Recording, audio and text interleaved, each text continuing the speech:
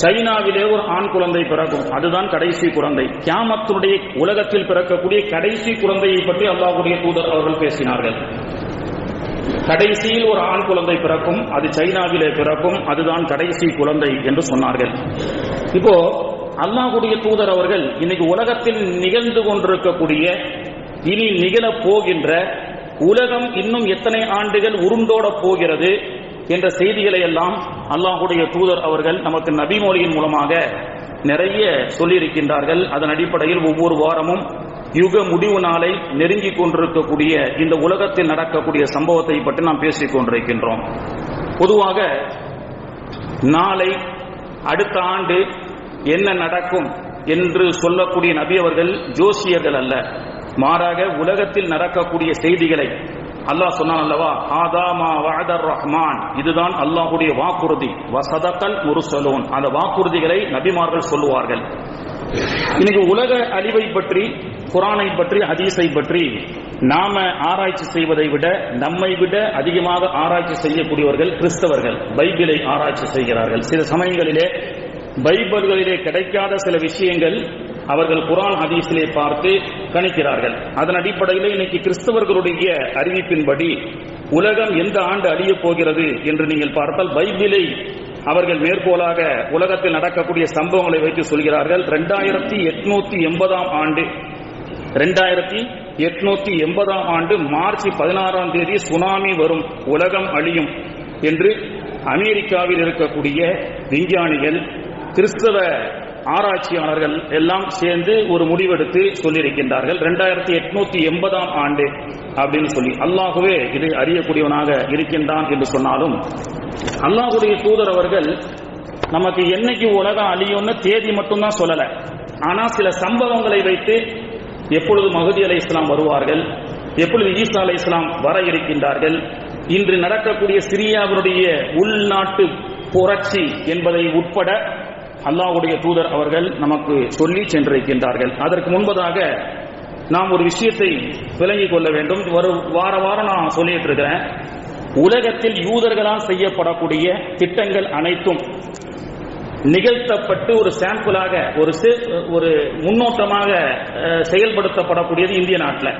எல்லா விஷயமும் சரி, ஆக்கிரமிப்பு காஷ்மீராக இருந்தாலும் சரி, பாபர் மசூதி இடிப்புகளாக இருந்தாலும் சரி, இஸ்லாமிய மக்கள் கொத்து கொத்தாக கொல்லப்படக்கூடிய செய்தியாக இருந்தாலும் சரி, டிமானிட்டேஷனாக இருந்தாலும் சரி, எல்லாமே ஒரு சாம்பிள். உலகத்தில் இதை யூதர்கள் நடத்தாட்டுவதற்கு முன்பதாக இந்திய தேசத்திலே ஒரு ட்ரையலாக நடத்தி காட்டுவார்கள். அதே போன்று டிமானிட்டேஷன் என்ற ஒரு மிகப்பெரிய பொருளாதார வீழ்ச்சி உலகத்தில் ஏற்பட இருக்கிறது. அதை பற்றி நம்ம சொல்லுவோம் எந்த வருஷம் நடக்குதுன்னு சொல்லி. அதுக்கு முன்னாடி நம்ம சென்ற வாரம் சொன்ன மாதிரி இந்தியாவும் இலங்கையும் தான் உலகத்தில் யூதர்கள் செய்யக்கூடிய சூழ்ச்சியான திட்டத்திற்கு முன்னோட்டம் அப்படின்னு நம்ம சொன்னோம். அதன் அடிப்படையில் ஒரு வாரத்துக்கு முன்னாடி பில்கேட்ஸ், உலக பணக்காரர்களில் ஒருவனான பில்கேட்ஸ், அவர் அமெரிக்காவிலே ஒரு யூடியூபுக்கு ஒரு பேட்டி கொடுக்கிறார். ஏன் சொன்னா, நாம ஜும்மாவில் 2 வாரம் பேசணும், என்னடா ஹஜ்ரத் எதுக்கு எடுத்தாலும் உலகத்தில் இருக்கக்கூடியதுதான் முன்னோட்டம்னு சொல்றாரு அப்படின்னு சொல்லி. இந்த ஜும்மா பயான்கள் முடிந்ததற்கு பிறகு சென்ற வாரம் பில்கேட்ஸ் உடைய ஒரு பேட்டி யூடியூப்ல பேசப்பட்டு அது மிகப்பெரிய சர்ச்சைக்குள்ளாக்கப்பட்டிருக்கிறது. அது மூடி மறைக்கப்பட்டது ஒரு விஷயம். அதை சில மீடியாக்கள் எடுத்து சொல்லியிருக்கிறார்கள். என்ன சொன்னாரு, இந்தியாவை பத்தி நீங்க என்ன நினைக்கிறீங்க அப்படின்னு பில்கேட்ஸ் இடத்துல சொல்லும் பொழுது அவர் சொன்னார், இந்தியா என்பது தி India country is a laboratory, அதாவது இந்தியா என்பது எங்களுக்கு மருத்துவத்தை சோதிக்கக்கூடிய ஒரு கூடமாக நாங்கள் பயன்படுத்துகிறோம் அப்படின்னு சொல்லியிருக்கிறார். மருத்துவம் கண்டுபிடிக்கப்பட்டு எலிகளுக்கும் பூனைகளுக்கும் கொடுத்து சோதிக்கப்படக்கூடிய மருந்துகளை இந்திய மக்களுக்கு நாங்கள் சோதனையாக செயல்படுத்துவோம் அப்படின்னு சொல்லியிருக்கிறார். அப்படி ஒரு மருந்தை அவர் கண்டுபிடித்து ஆதிவாசிகள் என்று சொல்லக்கூடிய காட்டுகளிலே வாழக்கூடிய மக்களுக்கு கொடுக்கப்பட்டு 6 மனிதர்கள் இறந்து போனதாக கூட செய்தி வந்திருக்கிறது. அப்போ அதுக்கு ஒரு மிகப்பெரிய எதிர்ப்பு அவருக்கு வந்தது. இந்தியா இஸ் ஏ லெபார்டரி, நிறைய பேர் அவரை இந்த கமெண்ட்ஸ்ல என்ன செய்யறாங்க, India is a laboratory, the Indians are என்ன, நாங்கெல்லாம் ஹியூமன் பீயிங்ஸ் இந்த India are sample for the Bill Gates அப்படின்னு சொல்றாங்க. என்ன, இந்திய மக்கள் எல்லாம் பில்கேட்ஸ் தயாரிக்கக்கூடிய மருந்துக்கு ஒரு சாம்பிளா? கொரோனா ஒரு முன்னோட்டம், கொரோனாவுக்கு போடப்பட்ட ஊசி ஒரு முன்னோட்டம், கொரோனா குணமாகுமா இல்லையா இந்த ஊசியின் மூலமாக அப்படின்னு சொல்லி முன்னோட்டத்திற்கு இந்தியாவை, இலங்கை போன்ற நாடுகளை பயன்படுத்துகிறார்கள். அப்போ அவருக்கு ஒரு மிகப்பெரிய எதிர்ப்பு வந்தது. இதை பற்றி அல்லாஹ்வுடைய தூதர் ஸல்லல்லாஹு அலைஹி வஸல்லம் அவர்களும் சொல்லி காட்டுகின்றார்கள். அதாவது மக்களை இந்த மருந்தை கொடுத்தா இவன் உயிரோடு இருப்பானா இறந்து போவானா, ஆக்சுவலி மருந்தை கண்டுபிடிச்சா எலிக்கும் பூனைக்கும் தான் டெஸ்ட் பண்ணணும். ஆனா மனிதனையே டெஸ்ட் பண்ணி அவன் செத்து போனாலும் பரவாயில்லை என்று சொல்லக்கூடிய அளவுக்கு இன்னைக்கு காலம் மாறிவிட்டது என்று சொன்னால், இன்றைய இந்த பில்கேட்ஸ் செய்த சதி இந்தியாவுடைய மக்களை லெபோரட்டரியாக பயன்படுத்தி இந்திய மக்களுடைய உயிர்களை துச்சமாக மதித்து கொடுக்கப்படக்கூடிய மருந்து நல்லதா கெட்டதா என்று பயன்படுத்துவதற்குண்டான ஒரு சாம்பிளாகத்தான் இந்திய மக்கள் பயன்படுத்தப்படுகிறார்கள் என்று 2024 பில்கேட்ஸ் பேசுகிறார். ஆனால் அல்லாஹ்வுடைய தூதர் ஸல்லல்லாஹு அலைஹி வஸல்லம் அவர்கள் 1400 வருஷத்துக்கு முன்னாடி இதை பத்தி பேசினாங்க. அபூ ஹுரைரா ரலியல்லாஹு அன்ஹு அவர்கள் அறிவிக்கின்ற ஹதீஸ் முஸ்லிம் ஷரீஃபிலே பதிவு செய்யப்படுகிறது. லா தகூமு ஸாஅ, கியாமத் நாள் என்பது இந்த நிகழ்வு நடக்காமல் வராது. ஹத்தா, எப்பொழுது என்று சொன்னால் எக்ஸருல் ஹரஜ், அதிகமாக ஹரஜிகள் நடக்கும் அப்படின்னு சொன்னாங்க. அப்போ உடனே அபூ ஹுரைரா ரலியல்லாஹு கேட்கிறாங்க, வமல் ஹரஜ் யா ரசூலல்லாஹ், ஹரஜ் என்று சொன்னால் என்ன அல்லாஹ்வின் தூதரே அப்படின்னு கேட்கிறாங்க. கால, அல்லாஹ்வுடைய தூதர் அவர்கள் சொன்னார்கள், அல் கத்தல், அது ஒரு விதமான கொலை அப்படின்னு சொன்னாங்க. இன்னொரு ஹதீஸில் அல்லாஹ்வுடைய தூதர் அவர்கள் அறிவிக்கிறார்கள், அந்த ஹரஜ் என்று சொன்னால் இன்னைக்கு சோதனை ஓட்டமாக மருந்துகளை கொடுத்து மனிதர்களை சாகடிக்கக்கூடிய ஒரு லெபோரட்டரியாக இந்திய தேசத்தை பயன்படுத்துகிறார்களே, இதை பற்றி அல்லாஹ்வுடைய தூதர் அவர்கள் இந்த ஹதீஸ்ல ஹரஜ் என்று ரசூலுல்லாஹ் பேசுறாங்க. இதனுடைய பேரு ஹரஜ், இந்த லெபோரட்டரி, மனிதர்களை சோதித்து மனிதனுடைய உயிருக்கு துச்சமாக இருக்கக்கூடிய இந்த விஷயங்களை எல்லாம் பயன்படுத்தக்கூடிய செயலை அல்லாஹ்வுடைய தூதர் அவர்கள் சொன்னார்கள். அது ஹரஜ். ஹரஜ் என்று சொன்னால் என்ன?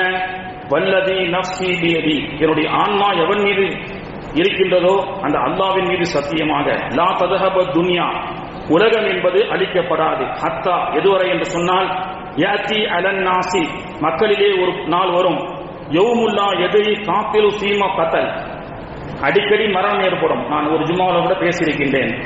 அடிக்கடி மரணம் ஏற்படும், மரணித்தவர்கள் கொலை செய்து அவர்கள் மரணிப்பார்கள் என்றாலும் மரணித்தவருக்கு வல மகுத்தூலுன் ஃபீமா குத்தில, மரணித்தவருக்கும் நாம் கொலை செய்யப்பட்டிருக்கோம் என்பது தெரியாது. அடக்கம் செய்யப்பட்ட குடும்பத்தாருக்கும் அது ஒரு கொலை என்று தெரியாது.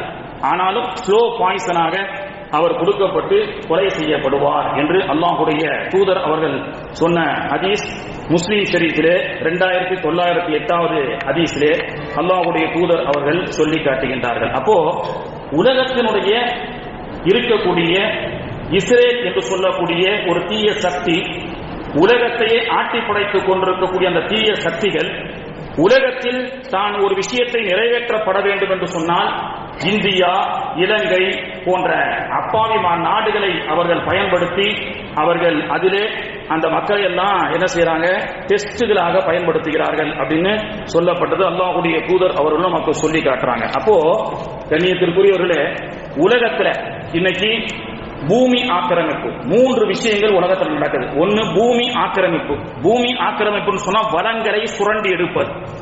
பாலைவனங்களை, சோலைவனங்களை எல்லாம் பாலைவனமாக ஆக்குவது. பொதுவாக உலகத்துல அல்லாஹ்வுடைய தூதர் அவர்கள் பிறக்கும் பொழுது உலகம் அதிகமாக பாலைவனமாக இருந்தது. மக்காவுல, அரபு நாட்டுல அல்லாஹ்வுடைய தூதர் அவர்கள் கூட சொன்னாங்க, பதஅல் இஸ்லாமு கரீபன், இஸ்லாம் ஆரம்பிக்கும் பொழுது ஏழ்மையிலேயே ஆரம்பிக்கும், ஏழ்மையில் தான் ஆரம்பித்தது. வசயஊது கரீபா, அது முடியும் பொழுதும் ஏழ்மையில் தான் முடியும் அப்படின்னு சொன்னாங்க. அல்லாஹ்வுடைய தூதர் அவர்கள் வரும் பொழுது பாலைவனமாக இருந்த பூமிகள் இஸ்லாம் வந்ததற்கு பிறகு சோலைவனமாக மாற்றப்பட்டது. உலகமெங்கும் இன்னைக்கு பாலைவனங்கள் எல்லாம் சோலைவனமாக மாற்றப்படுவதற்குண்டான காரணம் என்னவென்று சொன்னால் இஸ்லாம். இஸ்லாத்தை பொறுத்தவரை இஸ்லாமிய ஆட்சியும் இஸ்லாமிய ஹிலாஃபத்துடைய ஆட்சிகளும் உலகத்தில் எங்கெல்லாம் இருக்குமோ அங்கெல்லாம் ஊர் வளமாக இருக்கும், மக்கள் நலமாக வாழுவார்கள். எங்கெல்லாம் அந்த பூமியில் ஆக்கிரமிப்பு செய்யப்பட்டு யூதர்களுடைய கைகளிலே செல்லுமோ அப்பொழுது அந்த பூமிகள் எல்லாம் பாலைவனமாக மாறும் அப்படின்னு அல்லாஹ்வுடைய தூதர் ஸல்லல்லாஹு அலைஹி வஸல்லம் அவர்கள் நமக்கு சொல்லி காட்டுகின்றார்கள். 2000 சமீபத்தில் நடைபெற்ற ரமலான் ரமலானுக்கு பிறகு ஈது மிலன் அப்படின்னு ஒரு நிகழ்ச்சி வைப்பாங்க. எல்லா மக்களும் சமத்துவ பெருநாள் அப்படின்னு சொல்லி பல ஊர்களில் நடக்குது. அது உலக அளவுல வெள்ளை மாளிகையில நடக்குது. ஜனாதிபதி அமெரிக்காவுடைய வெள்ளை மாளிகையில வருஷம் ஈது மிலன் நிகழ்ச்சி நடக்கும். அது எல்லா ஊரிலும் நடத்தப்பட வேண்டியது. நாம பெருநாள் கொண்டாடப்பட்டதற்கு பிறகு எல்லா மக்களையும் அழைத்து ஈது மிலன் சமத்துவ பெருநாள் அப்படின்னு கொண்டாடி அவர்களுக்கும் இந்த இஸ்லாத்தை பற்றி நல்ல போதனைகளை சொல்லக்கூடிய நிகழ்ச்சி. அப்போ 2024 இந்த ஆண்டு வெள்ளை மாளிகையில வருஷம் ஈது மிலன் நடக்கும். அந்த ஈது மிலன்ல ஜோ பைடன் ஒரு உரை ஆற்றுகிறார். அந்த உரை மிகப்பெரிய ஒரு தாக்கத்தை ஏற்படுத்தி உலகம் எங்கும் ஜோ பைடன் ஈது மிலன் என்ற நிகழ்ச்சியில அமெரிக்காவில் வெள்ளை மாளிகையில பேசுறார். Muslims were the ones who helped many countries in the world achieve independence. உலகத்தில் இருக்கக்கூடிய பெரும்பான்மையான நாடுகளுக்கு விடுதலை வாங்கி கொடுத்ததும் அந்த நாட்டை முன்னேற்றம் பாதையில் சென்று கொண்டிருக்கக்கூடிய மிகப்பெரிய பங்கு இஸ்லாமியர்களுக்கே உண்டு அப்படின்னு பேசினார். பேசுவது யார்? Joe Biden. பேசப்படக்கூடிய இடம் ஈது மிலன் என்ற நிகழ்ச்சியிலே வெள்ளை மாளிகையிலே ஜோ பைடன் பேசுகிறார். Muslims were the one who helped many countries in the world achieve independence. உலகத்தில் இருக்கக்கூடிய பெரும்பான்மையான நாடுகளுக்கு சுதந்திரத்தை வாங்கி கொடுக்க பாடுபட்டவர்கள் இஸ்லாமியர்கள். அந்த நாட்டின் முன்னேற்ற பாதையை கொண்டு சென்றவர்களும் முஸ்லிம்கள் அப்படின்னு சொல்லி ஈத் முபாரக் அப்படின்னு சொல்லிட்டு அடுத்தவர் சொல்றார், yet in many countries they forget.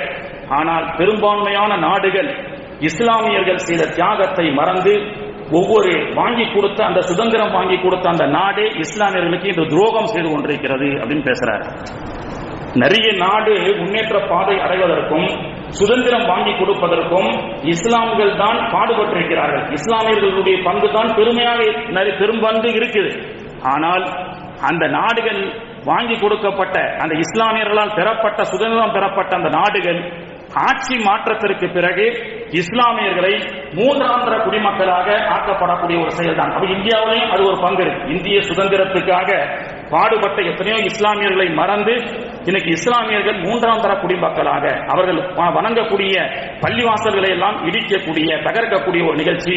இஸ்லாமியர்கள் பெருங்கொண்டு வாழக்கூடிய காஷ்மீர் அபகரிப்பு போன்ற இது போன்ற நிகழ்ச்சிகள் எல்லாம் நடக்கிறது. அவர் ஈது மிலன்ல அவர் பேசுகின்றார்.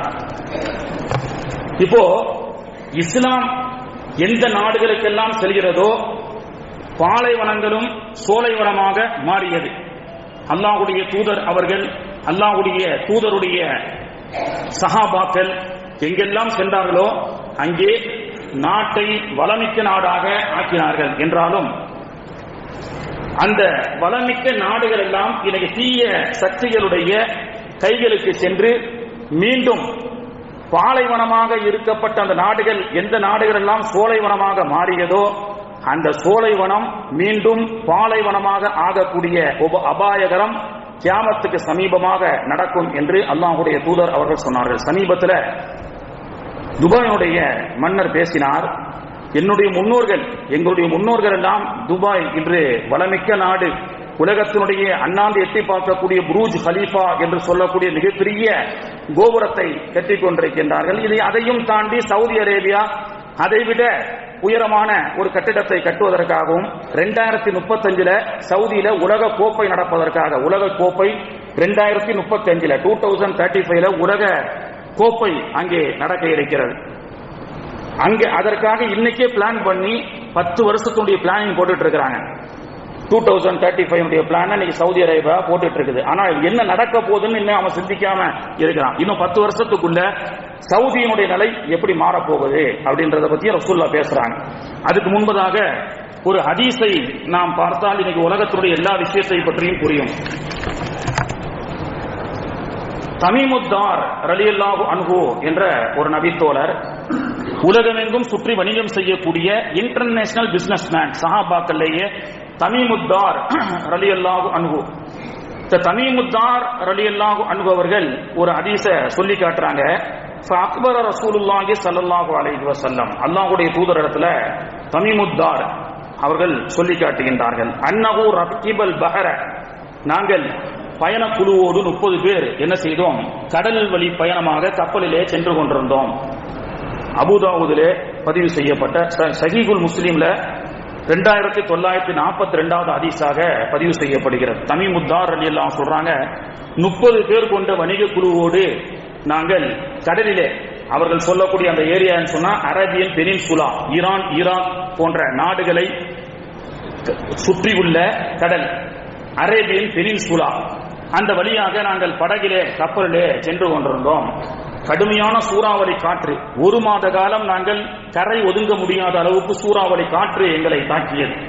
அப்படி நாங்கள் சூறாவளி காற்றை நாங்கள் 30 நாட்களாக சமாளித்துக் கொண்டு ஒரு நாள் பொழுது சூரியன் மறையக்கூடிய நேரத்திலே ஒரு தீவிலே நாங்கள் அடைக்கலமானோம். ஒரு தீவு எங்களுக்கு கிடைச்சது. அந்த தீவிலே நாங்கள் சென்றோம். சென்று அந்த தீவில் கரை ஒதுங்கும் பொழுது ஒரு விசித்திரமான ஒரு மிருகத்தை பார்த்தோம். பேசக்கூடிய மிருகம். அல்லாஹ்வுடைய தூதர்கள் சொன்னார்கள், கியாமத்துக்கு சமீபமாக சில மிருகங்கள் பேசக்கூடிய மிருகம் வரும் அப்படின்னு சொன்னாங்க. அந்த தமீமுத்தார் ரலியல்லாஹு அன்ஹு சொன்னாங்க, நாங்க 30 பேர் அந்த மிருகத்தை பார்த்தோம். உடல் முழுக்க முடி, அதனுடைய வாய் எங்கே இருக்கிறது என்பதோ பின்துவாரம் எங்கே இருக்கிறது என்பது கூட தெரியாத அளவுக்கு ரோமங்களால் ஆக்கப்பட்ட ஒரு விசித்திரமான மிருகத்தை பார்த்தோம். அதை ஷைத்தான் என்றும் நாங்கள் நினைத்தோம். பிறகு அந்த மிருகம் எங்களோடு பேசி கொடுத்தது, நீங்கள் எங்கே வந்தீர்கள்? இந்த தீவிற்கு நாங்கள் அடைக்கலமாகி வந்தோம். புயல் சூறாவளி காற்று எங்களுக்கு வீசியது. இதுவும் ஒரு அடையாளம் தான். இன்னைக்கு வானிலை அறிக்கை என்ன சொல்றாங்க, புயலை புரிஞ்சிக்க முடியலங்க அப்படின்றாங்க. புயல் என்ன செய்யறாங்க, எங்களை குழப்பிக் கொண்டிருக்கிறது பெங்கல் புயல். ஏன்னா திடீர்னு பார்த்தா அந்த வங்கக்கடல்ல இருக்குன்னு சொல்றாங்க, திடீர்னு அங்க இருக்கிற எந்த ஊர்ல மழை பெய்யுன்னு சொல்ல முடியல இரவு வரைக்கும். அந்த அளவுக்கு சீதோசன நிலை மாற்றம், வானிலை ஆராய்ச்சியில் ஒரு மிகப்பெரிய மாற்றம். இதுவும் கியாமத்தினுடைய அறிகுறி தான். அல்லாஹ்வுடைய தூதர் அவர்கள் சொன்னார்கள். அந்த மிருகம் எங்களோடு பேச்சு கொடுத்தது. பிறகு அந்த மிருகம் எங்களை தன்னுடைய தலைவனிடத்திலே அழைத்து சென்றது. நாங்கள் சென்றோம். சென்று பார்த்தால் பிரம்மாண்டமான ஒரு உருவம் கொண்ட ஒரு மனிதனை பார்த்தோம். அவனுடைய கைகள் கால்களும் சங்கிலியால் கெட்டப்பட்டிருந்தது. அவன் எங்களை பார்த்து கேட்டான், நீங்கள் எங்கிருந்து வருகிறீர்கள்? நாங்கள் அரபு நாட்டிலிருந்து வருகிறோம். இது அல்லாஹ்வுடைய தூதருடைய ஹதீஸ், சஹீஹுல் முஸ்லிம்ல பதிவு செய்யப்பட்ட ஹதீஸ். தமீமுத்தார் ரலியல்லாஹு அன்ஹு அவர்கள் அறிவிக்கிறார்கள், நாங்கள் அரபு நாட்டிலிருந்து வருகிறோம். அரபு நாட்டிலே நபிகள் நாயகம் என்ற முகமது பிறந்து விட்டாரா? ஆம், பிறந்து விட்டார். அவருடைய மார்க்கம் வளர்ந்து விட்டதா? வளர்ந்து விட்டது. ஊரெல்லாம் பாலைவனம் எல்லாம் சோலைவனமாக மாறியதா? அவன் கேட்கிறான் எல்லாத்தையும். தமீமுத்தார் ரலியல்லாஹு அன்ஹு கேட்கிறான். ஆம், மாறிவிட்டது. கூடிய விரைவில் அந்த சோலைவனமாக இருக்கப்பட்ட அனைத்தும் பாலைவனமாக மாறும். நாம் உலகத்தில் வரக்கூடிய நேரம் நெருங்கிவிட்டது என்று சொன்னான். மக்கள் எல்லாம் பொருளாதாரத்தால் எப்படி இருக்கின்றார்கள்? ரொம்ப செல்வ செழிப்போடு இருக்கின்றார்கள். விரைவில் செல்வ செழிப்புகள் எல்லாம் அலி பாதாளத்திற்கு செல்லும். டிமானிட்டேஷனை பத்தி பேசுறான். எங்க? அரேபியன் பெனின்சுலால தமீமுத்தார் ரலியல்லாஹு கிட்ட அந்த கடும் உருவம் கொண்ட ஒரு மனிதன், சங்கிலியால் கெட்டப்பட்ட மனிதன். இதையெல்லாம் கேட்டுவிட்டு பிறகு நாங்கள் மதீனாவுக்கு அல்லாஹ்வுடைய தூதரிடத்துல தமீமுத்தார் ரலியல்லாஹு அன்ஹு அவர்கள் சொல்லி காட்டுகின்றார்கள். அப்ப அவன் பேசின விஷயத்துல 3 சோலைவனம் பாலைவனமாக மாறும். துபாயினுடைய இளவரசர் கூட இப்ப சமீபத்தில் பேசியிருக்கிறார். இப்போ நாங்க ஃபெராரி கார்ல, BMW-ல, இன்னும் உயர்தரக கார்ல போறோம், ஜெட் விமானத்துல பறக்கின்றோம். இன்னும் சில அடுத்த வர ஜெனரேஷன்ல அவர் சொல்றார், நம்ம சொல்ல அவர் சொல்றாரு, மீண்டும் பழைய நிலைக்கே இந்த துபாய் திரும்பும் அப்படின்றாங்க. இதெல்லாமே இந்த டெக்னாலஜி எல்லாம் ஒரு அழிக்கப்படும். மீண்டும் ஒட்டகத்துல, கழுதையில, குதிரையில செல்லக்கூடிய ஒரு காலம் வரும்.